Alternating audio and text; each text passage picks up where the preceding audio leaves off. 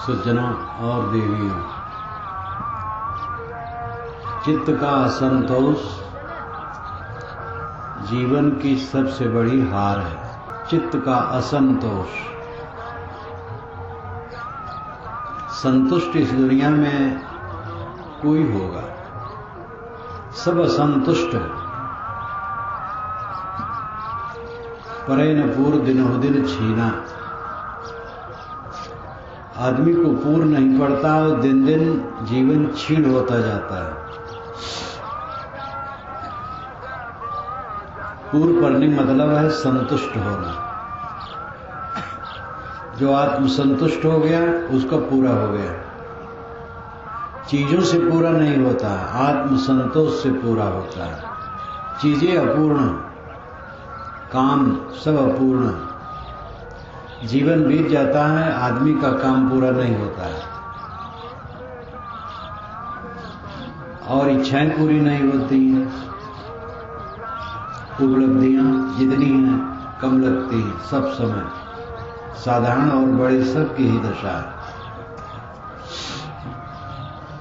असंतोष ये जीवन की हार है।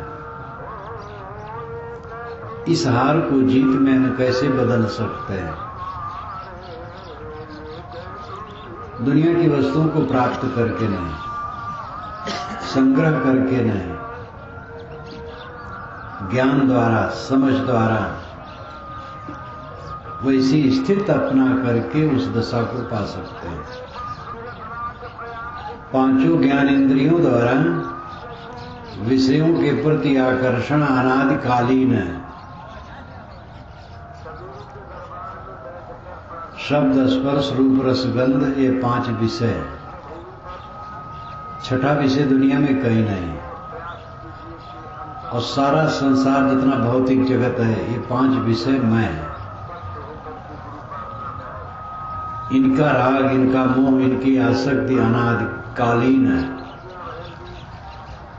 उसी में चिपकाहट है, उसी में अनुरक्ति है। अध्यास कहते हैं जुड़ जाने को। जहां से जुड़ जाते हैं वहां की आसक्ति बन जाती है, वो अध्यस्त हो जाती है अंदर में और बराबर वो खटकती रहती है। जिसके 100 नेह हैं, 100 मोह है, उनको 100 गुना दुख है। 50 मोह है तो 50 गुना दुख है। 10 मोह है तो 10 गुना दुख है। 1 मोह है तो उतना दुख है। और कहीं मोह नहीं है तो कोई दुख नहीं है। हमारे चित्त का असंतोष बराबर पदार्थों के प्रति चिपकाहट का फल है। इसलिए सब आदमी निराश है, उदास है, असंतुष्ट है। सामान्य लोग समझते हैं कि धनी लोग संतुष्ट होंगे, लेकिन उनमें, उनके दिल में झांक करके देखो तो पता लगेगा। विद्वानों को संतोष होगा, राजाओं को, आजकल मंत्री हैं वो राजा नहीं है, मंत्रियों को संतोष होगा, महामंडलेश्वरों को संतोष होगा, जगत गुरुओं को संतोष होगा, बड़े बड़े महंतों को, मठाधीशों को संतोष होगा। इनमें से कोई भी अगर संतुष्ट होगा तो ज्ञान से ही होगा, इन चीजों से नहीं होगा। बाहर की चीजों से कोई संतुष्ट कभी होता ही नहीं, उसमें तो प्यास बढ़ती जाती है। और ये प्यास बोध द्वारा, ज्ञान द्वारा ही मिटेगी, चीजों को पा करके नहीं। इस बात को हमें अच्छी तरह से समझना चाहिए।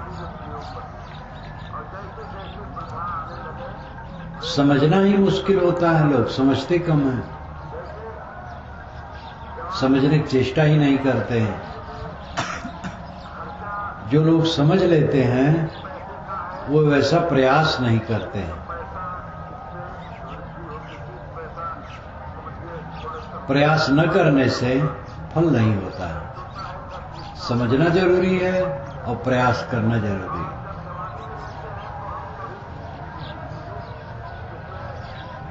सच्चा सुख, सच्चा धन महंगा नहीं, सस्ता। सहज समाधि, साहब ने इसीलिए कहा संतोष सहज समाधि भली। सहज का अर्थ ही होता है जिसमें कुछ परिश्रम न हो, कुछ बनावटीपन न हो, कहीं से लाना ना हो, जो इसी देश काल में प्राप्त हो। परमार्थ कहें, भगवान कहें, ब्रह्म कहें, मोक्ष कहें, वो किसी देश काल में, भिन्न देश काल में नहीं है। सत्य वह है जो इसी देश और इसी काल में उपलब्ध है। दूसरे देश में मिलता है और दूसरे काल में मिलता, वो सत्य नहीं होता, वो लौकिक वस्तु होती है। जैसे इलाहाबाद का आनंद भवन इस देश में स्थित नहीं है, जो गंगा का मैदानी भाग है इस देश में वो स्थित नहीं, शहर में स्थित है। तो आनंद भवन पहुंचने के लिए देश की दूरी है, काल की भी दूरी है, समय की दूरी है। जब यहां से आनंद भवन की यात्रा करेंगे और वो दरमियान जब मिट जाएगा तब आनंद भवन पहुंचेंगे। हेलीकॉप्टर से चलें तो भी कुछ सेकंड तो लगेंगे ही, मिनट लगेंगे। कार से चलें तो कुछ मिनट लगेंगे, पैदल चलें घंटों लगेंगे। आनंद भवन जो इलाहाबाद का है वो भिन्न देश में है और भिन्न काल में वो मिलेगा। देश का अर्थ है जगह। तो जहां हम बैठे हैं यहां आनंद भवन नहीं है, कई किलोमीटर दूर पर है, इलाहाबाद शहर में। तो आनंद भवन में देश की दूरी है और मिलने में काल की भी दूरी है। लेकिन जो परमानंद का आनंद भवन है, भगवान का आनंद भवन, ब्रह्म का आनंद भवन, आत्मा का आनंद भवन, उसमें देश काल की दूरी नहीं। वो दूसरे देश में नहीं, दूसरे काल में नहीं, जहां हम बैठे वहीं। बाहर का आनंद भवन तो नाम रख दिया गया आनंद भवन, उसमें आनंद कहां है? वो तो ईंट पत्थर का जोड़ है। वहां लिखा भी है पत्थर पर कि ईंट पत्थर का जोड़ तो ऐसे दुनिया में बहुत है। इस स्थान की महत्ता है कि यहां पर राजनीति के बड़े बड़े काम किए गए। वहां जवाहर तो रहते ही थे, मोतीलाल नेहरू, गांधी जी का कक्ष अलग वो रहते थे, आते थे तो। और भारत के बड़े बड़े नेता वहां बैठ करके संचालन करते थे राजनीति की। इसलिए राजनीतिक परिवर्तन उस आनंद भवन से बहुत हुआ है, बहुत काम हुआ है। तो उसके संचालकों ने ये सावधानी से लिखा है कि ईंट पत्थर तो ऐसे बहुत हैं, लेकिन यहां जो विशेष काम हुआ है देश की आजादी के लिए, उसका महत्व है। आध्यात्मिक दृष्टि से भी अपने ढंग से ये कहा जाएगा कि आनंद भवन नाम रखा है। आनंद भवन में आनंद नहीं है, आनंद भवन आपके अंदर में है, लेकिन उस आनंद भवन का फाटक हमने बंद कर दिया, झांके ही नहीं रहे, क्योंकि बाहर ललचा रहे हैं। तो आनंद भवन का पता कहां चले? हर आदमी बाहर ललचा रहा है। अपना पतन इसी में है, बाहर ललचाना, बाहर की चीजों में लालच होना, अपना पतन। सहज सुख नहीं मिलता। जब आप सब्जी खाते हैं और मसाला मिर्च डालते हैं उसमें, तो सब्जी का स्वाद नहीं मिलेगा, मसाला और मिर्च का स्वाद मिलेगा। और सहज सब्जी खाएंगे तो सब्जी का स्वाद मिलेगा। सहज स्वरूप आपका आत्मा। गोस्वामी जी ने भी कहा, तब शिव सहज स्वरूप सम्हारा। तब शिव ने सहज स्वरूप को संभाला, लाग समाधि अखंड अपारा। नवदा भक्त के क्रम में उन्होंने कहा, जीव पाओ निज सहज स्वरूपा। जीव निज सहज स्वरूप को पा जाता है। निज स्वरूप ही सहज होता, पर स्वरूप सहज नहीं होता। हमारा कमरा हमारे लिए सहज है, वहां हमारी वस्तुएं अपने ढंग से व्यवस्थित हैं, जैसे हमें सुविधा लगती वैसे हम रखे हैं। रास्ता चलते चलते थक जाएं और कोई दयाल पुरुष कहे कि आप मेरे कमरे में थोड़ा आराम कर लीजिए, तो उसके कमरे में मैं थोड़ा आराम तो कर लूंगा, लेकिन वो कमरा मेरे लिए सहज नहीं होगा। उसकी वस्तुएं जगह जगह होंगी, अपने ढंग से होगी, हम उसमें थोड़ा आराम कर ले और चल दें। जब अपने कमरे में पहुंचेंगे तो अपना कमरा मेरे लिए सहज होगा। ऐसे बाहर देवी देवताओं, अनेक ईश्वरों की उपासना आदमी परोक्ष रूप में कर लेता है तो उसमें कुछ संतोष मिलता है। जब सहज स्वरूप का बोध होता है, उसका अनुराग होता है और उसमें स्थित होती है, तब सहज आनंद होता है। प्रत्यक्ष, परोक्ष और अपरोक्ष ये तीन विषय है। जो आंखों से दिखाई देता वो प्रत्यक्ष है, और जो मन से सोचा जाता वो परोक्ष है। और इंद्रिय और मन जब दोनों शांत हो जाते हैं तब अपरोक्ष दशा आती है।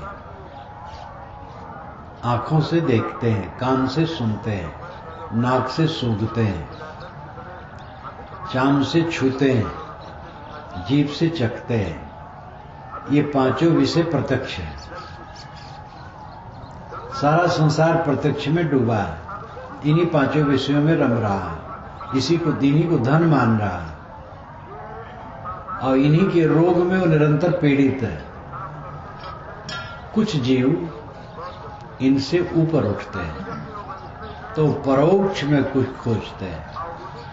देखते, सुनते, खाते, भोगते, बुढ़ा गए, शांति नहीं मिली, तो परोक्ष में कुछ खोजते हैं। परोक्ष का अर्थ है मन की अवधारणा, मन की कल्पना। परमात्मा कहीं लोक में है, किसी देश में है, इस ढंग का है, उस ढंग का है, ये आदमी अपने मन से गढ़ता है। देवताओं और ईश्वरों के अनेक रूप मनुष्य गढ़ता है और गढ़ करके उनकी उपासना करता है, उसमें थोड़ा आनंद मिलता है। दुनिया के भोगों में उलझे उलझे तो देख लिया आनंद नहीं, लेकिन जब दुनिया के भोगों को छोड़ करके, प्रपंच से हट करके किसी देवी देवता और भगवान भवानी की उपासना करता है तो उसके चित्त में थोड़ा संतोष होता है, लेकिन पूरा आनंद नहीं आता है, क्योंकि वो भी परोक्ष है, मन की अवधारणा है, मन का नक्शा है। जब आदमी प्रत्यक्ष और परोक्ष दोनों से ऊपर उठ जाता है, इंद्रियों से प्रतीतमान जगत और मन से अवधारित सारी कल्पनाएं, इन दोनों से ऊपर उठ जाता है, तब स्वयं अपरोक्ष में आ जाता है। जहां इंद्रियां शांत हुई और मन शांत हुआ, वो अपरोक्ष दशा है। जब इंद्रियों का व्यवहार बंद कर दिया जाता है और मन के संकल्प विकल्प भी बंद कर दिए जाते हैं, तब अपरोक्ष दशा आती है। एकदम सन्नाटा अंदर, शांत, तब स्वयं सत्ता रहता है, तब सच्चा आनंद भवन खुलता है। इंद्रियों को जीत लिया, कितने साधक होते इंद्रियों को जीत लेते हैं, लेकिन वो मन की अवधारणा में भगवान को खोजते रहते हैं। ऐसे ऐसी विरही सच्चे दिल के जीव साधक आज भी हैं जो भगवान के दर्शन न पाने से बहुत व्याकुल रहते हैं। उनको बताया गया है कि भगवान आके मिलता है, और कोई भगवान मिलने वाला नहीं। आदमी मिलेंगे, सज्जन पुरुष मिलेंगे, उनको आप भगवान कह सकते हैं, लेकिन जिस भगवान को पा करके आप तादात्म्य उसमें कर लें, एक हो जाएं, ऐसा भगवान बाहर से कहीं नहीं मिलेगा। पुराणों में कहा गया है, वो धारणा है, मन का बनाया है। सामान्य लोग उसमें थोड़ा सा आनंद पाते हैं, वो अलग बात है, लेकिन वो तथ्य नहीं है। भगवान बाहर से मिलता नहीं है। भगवान सबके अंदर में जो स्वसत्ता है वही है। ब्रह्म ही जीव स्वयं। ये स्वामी शंकराचार्य ने भी कहा, जीव स्वयं ब्रह्म है। तो प्रत्यक्ष से हट गया और परोक्ष से भी हट गया, तब अपरोक्ष का बोध होता है। अपरोक्ष नाम स्वयं प्रत्यक्ष, स्वयं आत्मा। आप ही तो नक्शा बनाते हैं भोगों का, अब आप ही नक्शा बनाते हैं देवताओं और ईश्वरों का। भोगों का नक्शा और देवताओं का नक्शा तो थोड़ा सा अंतर है नक्शा मन का और इंद्रियों का। जब इंद्रियों का व्यवहार शांत हुआ और मन का नक्शा भी शांत हुआ, तब अपरोक्ष सत्ता स्वयं रह गया, जो सबको जानता है, सबको मानता है, सबको देखता है, सबको सुनता है और सब में राग द्वेष करके उलझ उलझ करके दुख पाता है। हम चारों तरफ जिन प्राणी पदार्थों को देखते और सुनते हैं, दृश्यों को देखते हैं, कहीं राग करते हैं, कहीं द्वेष करते हैं। मन में हर्ष आता है, शोक आता है, हानि और लाभ के खटक होते हैं और इसी में जिंदगी बीतती चली जाती है। इसी में सारा असंतोष बना रहता है, पांचों विषयों के व्यापार में। जब हम किसी देवता और ईश्वर की कल्पना करते हैं तो उन्हें नहीं पाते हैं तो असंतोष होता है। थोड़ा तो मन अच्छा लगता है कि दुनिया से हट गए, लेकिन फिर वो परमात्मा नहीं मिल रहा, वो भगवान नहीं मिल रहा, वो देवता नहीं मिल रहा है, तो मिले वो क्या? वो तो हमारे मन का नक्शा है, अच्छा नक्शा है। जब वो नक्शा भी टूट जाता है तब अपने आप में आनंद भवन खुलता है। सारी तृष्णा शांत हो जाने पर वो दशा आती है। ये बात बहुत ऊंची नहीं, उच्चतम है, इससे और आगे कुछ है ही नहीं, लेकिन इसको समझना चाहिए, समझना चाहिए, आचरण करना चाहिए और इस पर चलने के लिए चेष्टा करना चाहिए। समझते बूझते धीरे धीरे समझ में आएगा। मैं पहले पुराणों को पढ़ता था तो उसमें आता था कि वो साधक तपस्या किया और ब्रह्म के परम धाम में पहुंच गया। कहीं लिखे कि निर्वाण को प्राप्त हो गया, कहीं परम धाम, कहीं निर्वाण, कहीं वैकुंठ धाम। तो लगे कि कोई लोक होगा, वहां सब चमचमाता हुआ मकान होगा, वहां सब कुछ चीजें ऐसी होगी कि जो घटती नहीं होगी, आनंद आनंद होगा। कबीर साहब की वाणी का मनन चिंतन करने के बाद पता लगा ये सब अलंकार है। पर ब्रह्म की प्राप्ति, निर्वाण की प्राप्ति, परमानंद की प्राप्ति, परमधाम की प्राप्ति आत्मधाम है। अब ऐसी बातें वेदों में, उपनिषदों में, शास्त्रों में जगह जगह हैं, लेकिन जंजाल वाली बात बहुत ज्यादा है। इसलिए जंजाल वाली बातों में सबका मन रमा है, उधर रुचि कहां, उधर मन ही नहीं जा रहा है, उधर ध्यान नहीं दिया जा रहा है। उधर ध्यान देने पर उसका बोध होगा। बाहर से जो हम आनंद सुख की कल्पना करते हैं, हमारे मन का धोखा होता है। और ये तो अपने दोषों से ही हम समझ सकते हैं। विवेकवान वह है जो अपनी भूलों को गुर बना ले। हमसे भूल हुई तो भूल को गुर बना ले और फिर भूल न करे। जैसे मान लो हमने भोजन किया और ज्यादा कर लिया और पेट खराब हुआ और कष्ट हुआ, तो इस भूल को गुर बना ले, अब ऐसी गलती न करें। हमने कट कहा, वातावरण खराब हो गया, हमारा मन खराब हो गया, लोगों को भी क्षोभ हुआ, हमारी अंतरात्मा भी पीड़ित हुई। तो इसे हमें अपना गुरु बना लेना चाहिए। हमसे भूल हुई, हमने कट कहा, अब कट नहीं कहेंगे। कट कहा तो फायदा क्या हुआ और नुकसान किसको हुआ? हमें हुआ। दूसरे का भी नुकसान हो जाता है। जब दूसरा सुनता है जिसको हम कट कहते हैं, वो दुखी होता है। अब कोई महाविवेकवान हो, कट शब्द सुन करके अपने लिए वो दुखी ना हो, वो बात अलग है। विवेकवान भी अपने लिए कट शब्द नहीं चाहता है। कुछ तो तकलीफ उसको भी होगी, लेकिन वो उसको ऐसी तकलीफ नहीं होगी कि बंधन बन जाए, राग हो जाए, द्वेष हो जाए, मन में विकार आ जाए, ऐसा कुछ नहीं होगा।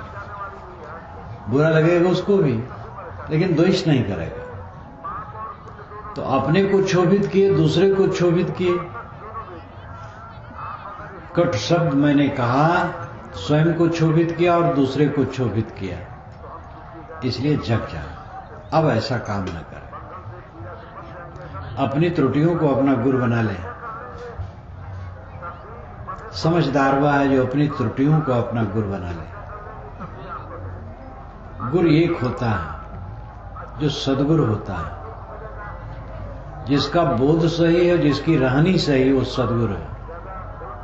ज्ञान उसका सच्चा है, मिलावटबाजी नहीं, शुद्ध आत्मज्ञान है। और रहनी उसकी पक्की, निर्मल, आत्मसंतुष्ट है। ऐसा सद्गुरु जिज्ञास का आधार है। लेकिन गुरु अनेक है। सद्गुरु के बाद हर जगह से निर्देश मिलता है। बड़ों से, बड़े लोग तो गुरु रूप है ही हैं, छोटों से भी निर्देश मिलता हो, गुरु हो जाते हैं। समझदार आदमी हो, उनको उनका वचन गुरु वचन मान लेता है। तो दत्तात्रेय जी ने 24 गुरु किया था, तो 24 गुरु से उन्होंने दीक्षा थोड़े ली थी, निर्देश लिया था। तो इस प्रकार जीवन में गुरु अनेक हैं, लेकिन सद्गुरु एक होता है। तो हमें अपनी त्रुटियों को भी गुरु बना लेना चाहिए। जो ठीक से लगता है अपने कल्याण में जम करके, बहुत जल्दी उसका काम होता है। और ढील ढाल कोई हो, साधु वेश धर लिया तो भी ढील ढाल हो तो काम नहीं होगा। कितने साधु मार्ग में आ जाते हैं, अच्छे हैं, सदाचारी हैं, बुरे नहीं हैं, कोई दुर्गुण ऐसा नहीं है अस्थूल, लेकिन साधना में जोर से न लगने से वह आप्त काम, तृप्त काम, पूर्ण काम नहीं हो पाते, असंतोष बना रहता है। एक वृद्ध संत से मैंने पूछा था, आज से कोई 35 वर्ष से भी पुरानी बात होगी, फैजाबाद क्षेत्र में था, फैजाबाद सुल्तानपुर क्षेत्र में। अनेक बार मिलते रहते थे, मिले। मैंने कहा, कहिए साहब ठीक ठाक, मन तृप्त है? तो उन्होंने बहुत क्लांत होकर के कहा, सबसे घृणा नहीं होती है, इसलिए वो दशा नहीं आती है। घृणा का अर्थ ही उपराम, विरक्त, सबसे विरक्त मन नहीं होता, इसलिए वो दशा नहीं आती। तो उनके मन की पीड़ा को मैं समझा कि इनको लगता है कि जो करना चाहिए उतना कर नहीं पा रहा, और समय बहुत बीत गया है। जो मन की आदत है, हर जगह आनंद मानने की कल्पना, चारों तरफ खींचते रहना, आकर्षित होते रहना, दुनिया की वस्तुओं में रमणीयता की कल्पना करके जो जीवन बिताता है उसको शांति नहीं मिल सकती है। दुनिया की वस्तुओं की दुखरूपता, परिवर्तनशीलता, क्षणभंगुरता को जो देखता है उसका आध्यात्मिक पथ सफल होता है। जहां इन पदार्थों में हम रमणीयता की कल्पना करेंगे, दुनिया की वस्तुओं में, वहां चित्त आबद्ध होगा, उसकी मांग करेगा, फिर गरीब बनेगा, दरिद्र बनेगा, क्योंकि मांग के अनुसार किसी को मिलता नहीं। जैसी मांग होती है कहां मिलता है? राजा बादशाह को भी नहीं मिलता। अलेक्जेंडर यूनान से चला था, ईरान से उसे बदला लेना था। ईरान ने कभी यूनान पर हमला किया था। उसका बदला लेने के लिए यूनान का सम्राट महान सिकंदर, हम लोग महान सिकंदर कहते हैं, वहां की भाषा में अलेक्जेंडर, चला था। लेकिन वो ऐसा शैतान था कि और देशों को भी रगड़ता चला, कब्जा करता चला। और बहुत उसकी योग्यता अद्भुत थी, शक्ति अद्भुत थी, सूझबूझ अद्भुत थी, लेकिन सकारात्मक पक्ष नहीं था, नकारात्मक। दूसरे देशों पर कब्जा करना, मार पीट करके कब्जा करते जाना, और फल कुछ नहीं। उत्पात करके दूसरे को दुखी किया, स्वयं बीच ही मर गया, अपने घर भी नहीं पहुंचा। सोचता था मैं सम्राट होकर के रहूंगा और एकदम जब पूरी दुनिया पर कब्जा कर लूंगा फिर आनंद से रहूंगा। बल्कि ये भी घटना है कि डायोनिज नाम के संत के पास हो गया था। उसके देश में एक संत थे डायोनिज, वो एक जगह पड़े रहते थे शांत। तो वो गया और कहा महाराज मैं विश्व विजय के लिए निकलना चाहता हूं, आप आशीर्वाद दें।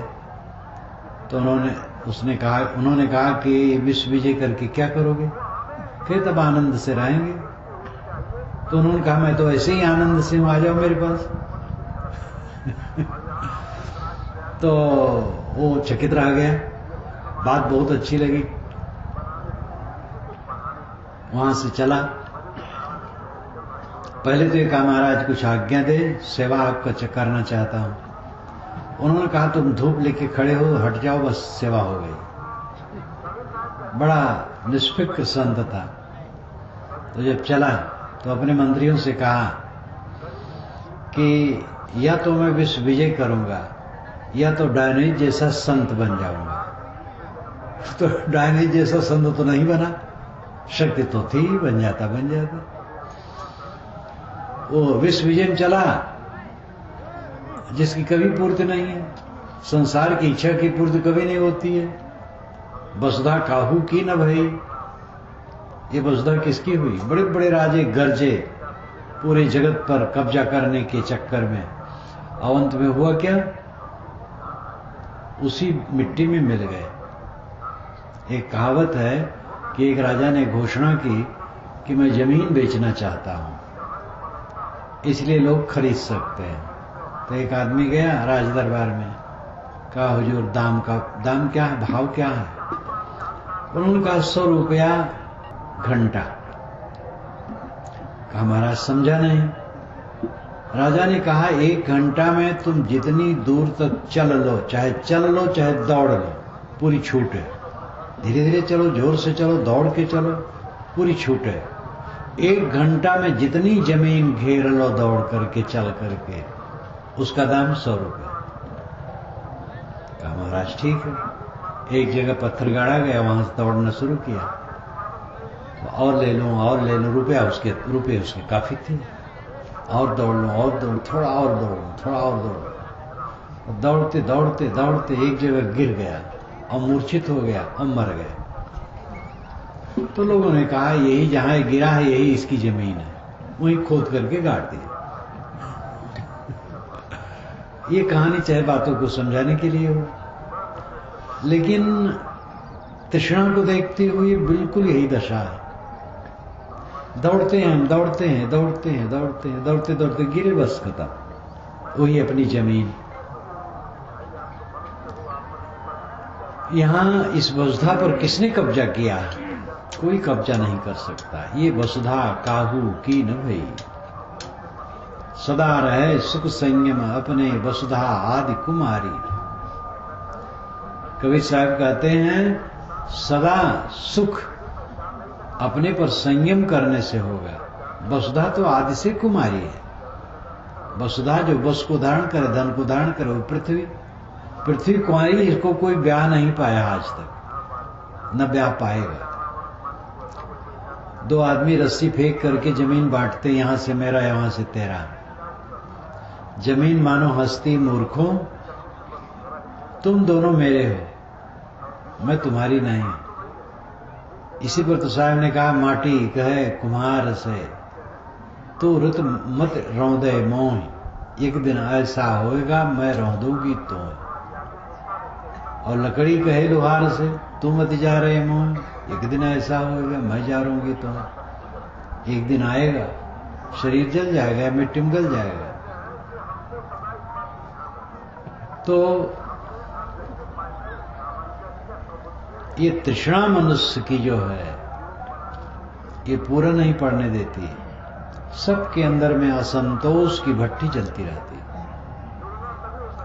अब जहां तक मूल आवश्यकताओं की बात है, उसकी पूर्ति तो आदमी की होनी चाहिए। आदमी परिश्रमी रहे, उसकी पूर्ति होगी। किसी को निकम्मा नहीं रहना चाहिए, श्रमशील होना चाहिए। कहीं भी रहो श्रमशील रहो, कोई काम छोटा न समझो, सब काम बड़े। भारतवर्ष में मोटा काम करने वाले को छोटा माना गया, ये दुर्भाग्य है हमारे देश का। ऐसी बात पहले नहीं थी। अनेक देश हैं जहां के गवर्नर के लड़के भी होटल में बर्तन मांजते हैं। अपनी पढ़ाई, अपनी मजदूरी से पढ़ाई खर्चा निकालते हैं। कलेक्टर का लड़का, गवर्नर का लड़का, कमिश्नर का लड़का, और वो जा करके होटल में 1 घंटा बर्तन मांजेगा और उससे पैसा प्राप्त करके वो पढ़ेगा। कोई भी काम कर लेते हैं। हमारे देश में मोटा काम करने वाले को छोटा मान लिया गया है, और ये वर्ण व्यवस्था का कुचक्र है। वैदिक काल को देखो तो सभी वैदिक महापुरुष कर्म करें, मोटा काम करते हैं। भाड़ भूजते हैं, दवाई कूटते हैं, हल चलाते हैं, गाय चराते हैं, धान फसल काटते हैं, मिजाई करते हैं, और गहरा कुआं बनाते हैं, तालाब खोद के बनाते हैं। सब वैदिक ऋषियों ने कहा। वेद क्या कहते, मेरी एक पुस्तक है, उसमें सब का वर्णन मैंने किया।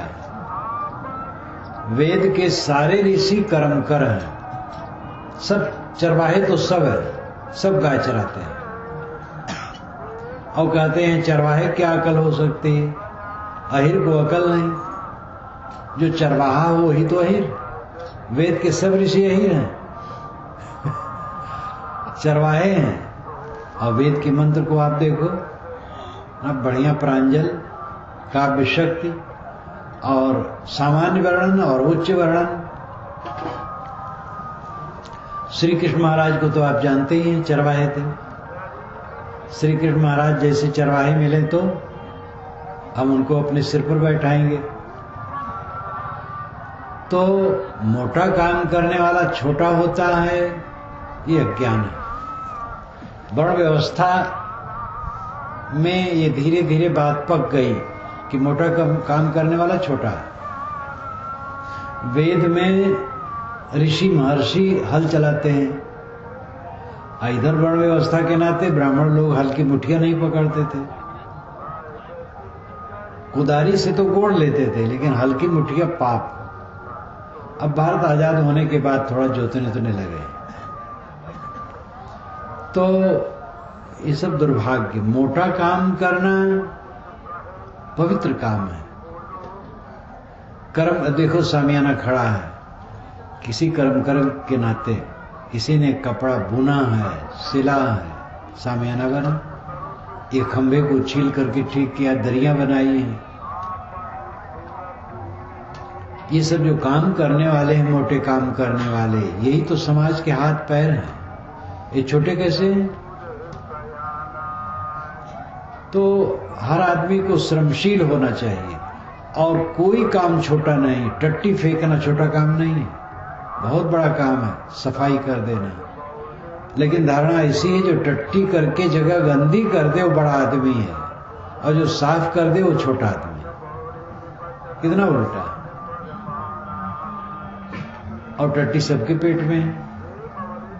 हाथ से धो दिया गलत हो गया, और पेट में है गलत नहीं है। किसके पेट में टट्टी नहीं है? मूत्र और टट्टी ही तो पेट में है, और कहां है? तो सबको श्रमशील होना चाहिए।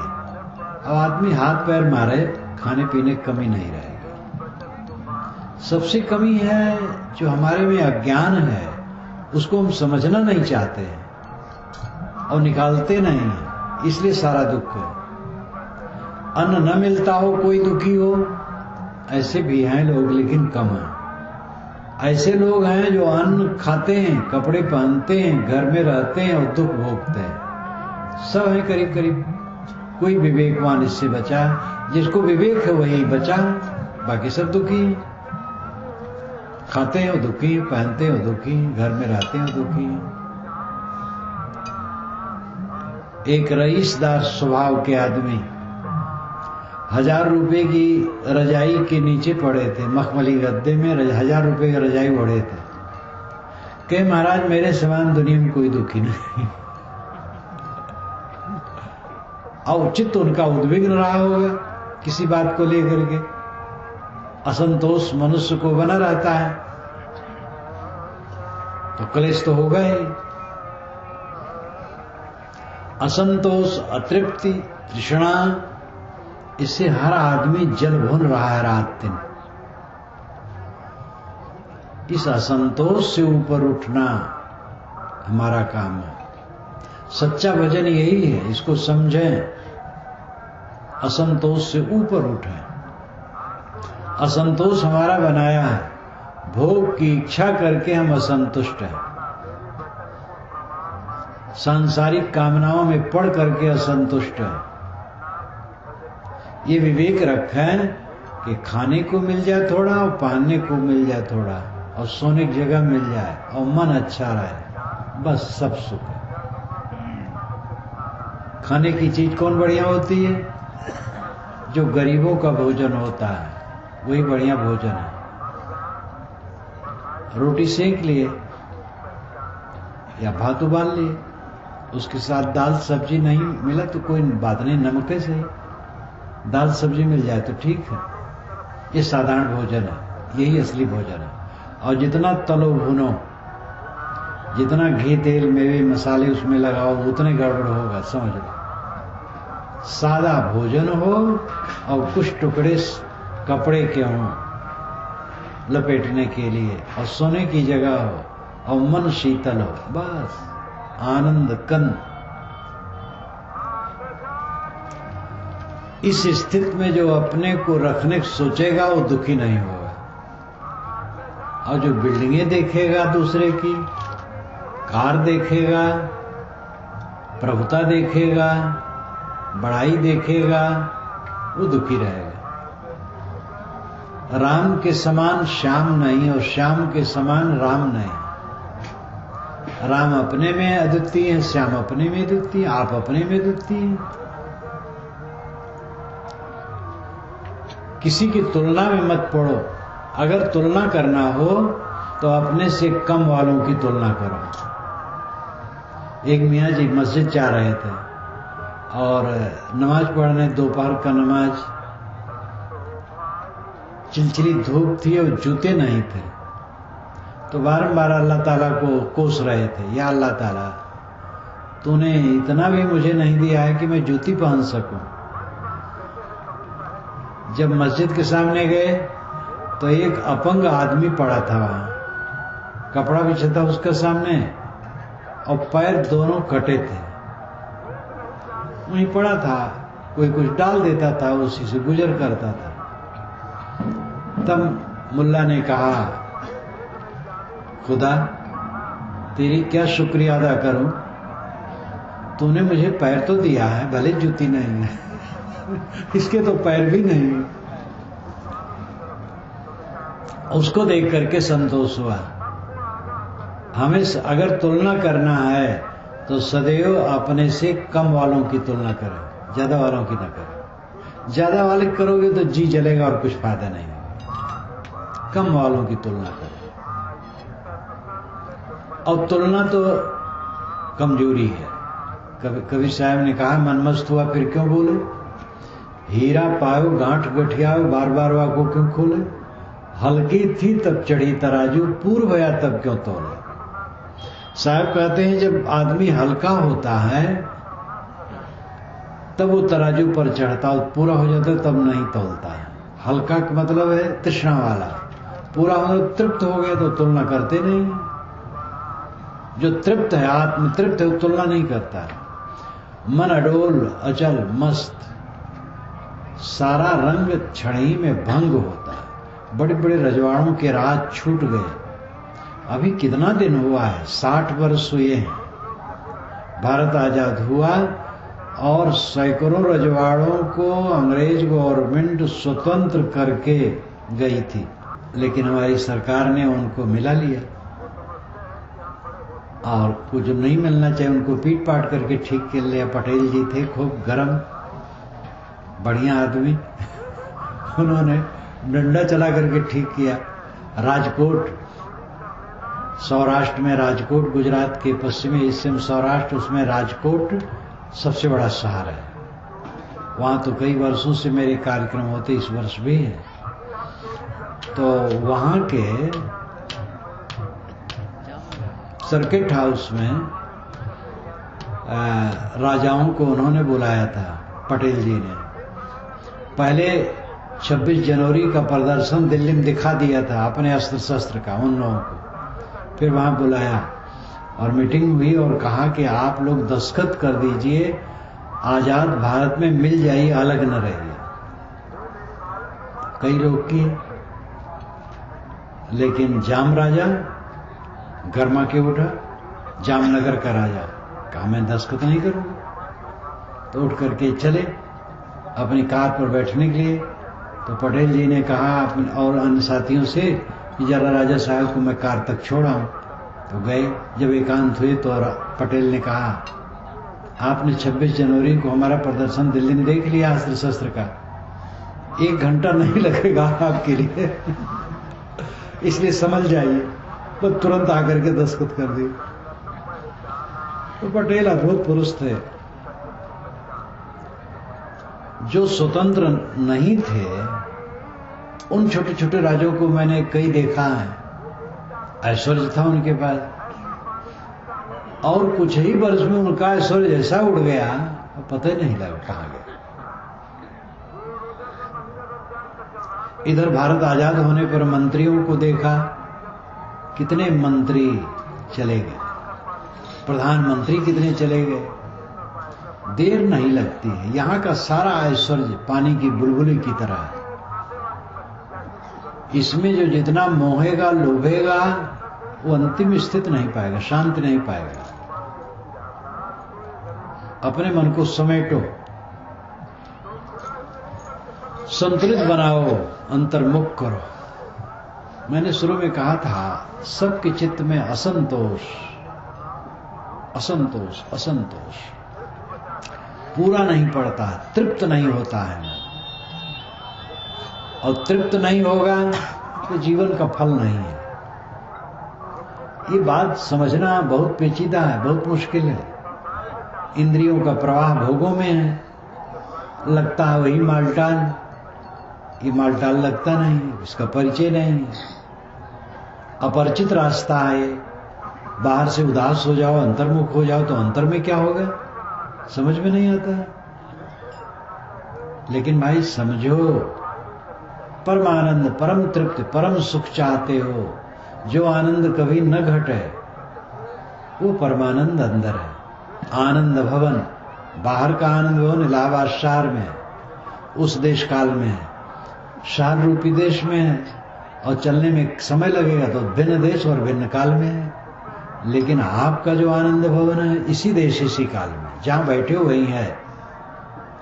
और तुरंत मेरा मिलाया है, समझ जाओ, अंतर्मुख हो जाओ, लौट आओ अपने में, बस परमानंद है, परम सुख है। इसके लिए सेवा, भक्ति, साधना, स्वाध्याय ये सब करो, सफलता मिलेगी पक्की है। इसी के साथ मैं अपनी वाणी को विराम देता हूं।